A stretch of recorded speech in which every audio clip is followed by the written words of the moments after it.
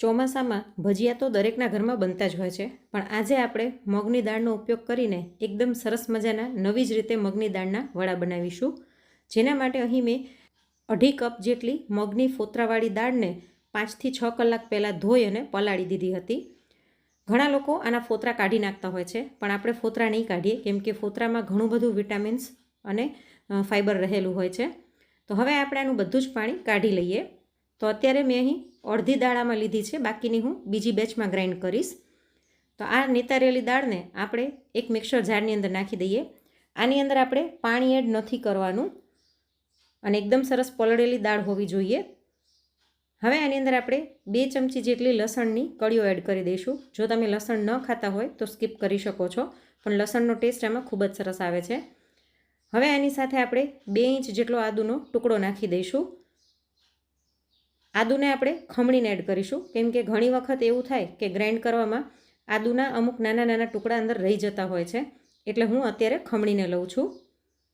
અને સાથે જ તીખાશ માટે અહીં મેં 2 તીખા લીલા મરચાં લઈ લીધા છે, કેમ કે ઠંડકમાં થોડુંક તીખું ને ચટપટું ખાવાની મજા આવતી હોય છે, પણ તીખાશ તમે તમારી ચોઈસ પ્રમાણે વધારે ઓછી કરી શકો છો.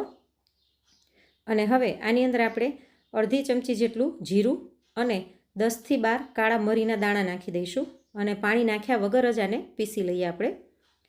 તો અહીં મેં આને પીસી લીધું છે અને હવે આપણે આને એક બાઉલની અંદર કાઢી લઈશું અને બાકીની જે દાળ બચી છે તેમાં પણ આપણે બધું જ એડ કરીશું, લસણ, આદુ, મરચાં, કાળા મરી. કેમ કે જો એમનેમ તમે પીસીને નાખી દેશો ને તો દાળ મોરી હોવાના કારણે વડાનો ટેસ્ટ એટલો બધો સારો નહીં આવે, એટલે એકદમ ચટપટું અને સ્પાઇસી કરવા આપણે એમાં પણ બધું નાખીને પીસી લઈશું. તો અહીં મેં બીજી બેચ પણ એવી જ રીતના પીસી લીધી છે, તેને પણ આપણે એક બાઉલમાં લઈ લઈએ. અને હવે આપણે આ દાળને બરાબર ફેંટી લેવાની છે. આવી રીતના કરવાથી આમાં એરેશન આવશે, જેના કારણે આપણા વડા છે તે અંદરથી એકદમ સરસ સોફ્ટ થશે, બહારેથી એકદમ ક્રિસ્પી અને અંદરથી સોફ્ટ થશે. અને દાળનો કલર પહેલાં કરતાં થોડોક લાઇટ થઈ જશે અને સાથે થોડીક ફ્લફી પણ થઈ જશે. તો જો અહીં દાળ એકદમ સરસ ફ્લફી થઈ ગઈ છે ને કલર પહેલાં કરતાં આછો લાગવા લાગ્યો છે. હવે આપણે ખીરું ચેક કરી લઈશું. વાટકીમાં પાણી લઈને થોડુંક ખીરું નાખીશું. જો ઉપર તરે તો એનો મતલબ કે એમાં એરેશન થઈ ગયું છે. આપણું ખીરું પરફેક્ટ છે, પણ જો ખીરું ડૂબી જાય તો તમારે હજી થોડીક વાર એને ફેંટવું પડશે. હવે આની અંદર આપણે ઝીણી સુધારેલી ડુંગળી એડ કરી દઈએ. તો 2 મીડિયમ સાઇઝની ડુંગળીને મેં આવી રીતના ચોપરમાં ચોપ કરી લીધી છે. જનરલી મગની દાળના વડામાં ડુંગળી નથી હોતી, પણ હું થોડાક અલગ રીતના કરું છું, જેથી ટેસ્ટ વધારે સરસ આવે છે. તો તમે જો આવી રીતના ક્યારેય ટ્રાય ન કર્યા હોય ને તો એક વખત જરૂરથી કરજો.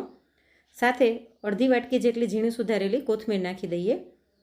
હવે આની અંદર સ્વાદ પ્રમાણે મીઠું એડ કરી દઈશું અને 1 ચપટી જેટલો ખાવાનો સોડા નાખીશું. બહુ વધારે નથી નાખવાના, નહીંતર તળાતી વખતે તે છૂટા પડતા જશે. અને આની અંદર આપણે 2 નાના ચમચા જેટલો ચોખાનો લોટ નાખી દઈશું, જેનાથી એક સરસ બાઇન્ડિંગ પણ આવશે અને આપણા વડા છે તે એકદમ સરસ ક્રિસ્પી લાગશે. તો હવે આ બધાને આપણે મિક્સ કરી લઈએ.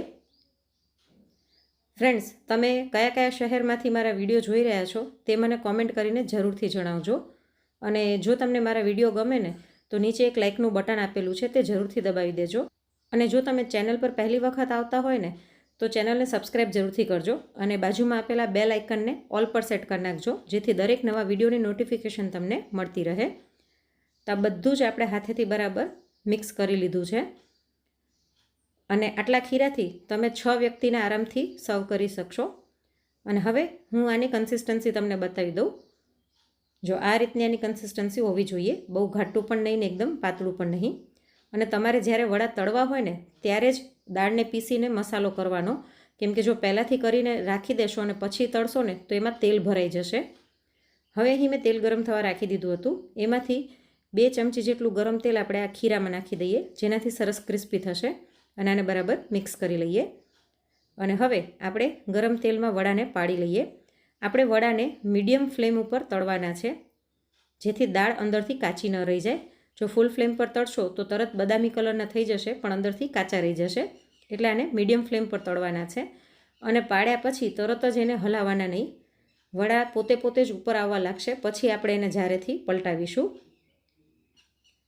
અને ખાસ એ ધ્યાન રાખવાનું કે જ્યારે પણ તમારે તળવા હોય ત્યારે જ દાળને પીસવાની. તમે પહેલાંથી સાંજે પીસીને રાખી દો અને કલાક 2 કલાક પછી જો તળશો ને તો અંદર તેલ ચડી જશે, એટલે એ વાતનું ખાસ ધ્યાન રાખવાનું. તો જો થોડીક જ વારમાં બદામી કલર આવવા લાગ્યો છે તો આપણે આને એકદમ સરસ બદામી કલર આવે અને ક્રિસ્પી થઈ જાય ત્યાં સુધી તળી લઈશું. તો જો આપણા વડા તૈયાર થઈ ગયા છે. આવી જ રીતના આપણે બાકીના પણ તળી લઈએ. તો ચોમાસામાં ભજીયા તો લગભગ દરેકના ઘરે બનતા હોય છે, પણ આ દાળવડા બહુ ઓછા લોકોના ઘરમાં બનતા હોય છે. તો તમે જો ક્યારેય ન બનાવ્યા હોય ને તો એક વખત જરૂરથી ટ્રાય કરજો. ગરમા ગરમ વડાને અહીં મેં ચટણી સાથે સર્વ કર્યા છે. અને જો તમે અવાજ પરથી જ ખબર પડે છે કે બહારથી એકદમ સરસ ક્રિસ્પી છે વડા અને અંદરથી એટલા જ સરસ સોફ્ટ અને જાળીદાર છે.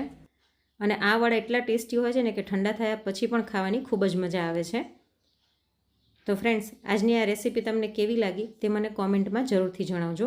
અને જો રેસીપી ગમી હોય તો વિડીયોને લાઇક કરીને વધુમાં વધુ શેર પણ કરજો. અને આવી જ અવનવી રેસીપી જોવા માટે ચેનલને સબસ્ક્રાઈબ કરવાનું ના ભૂલશો. જલ્દી જ મળીશું એક નવી રેસીપી સાથે. Thanks for watching.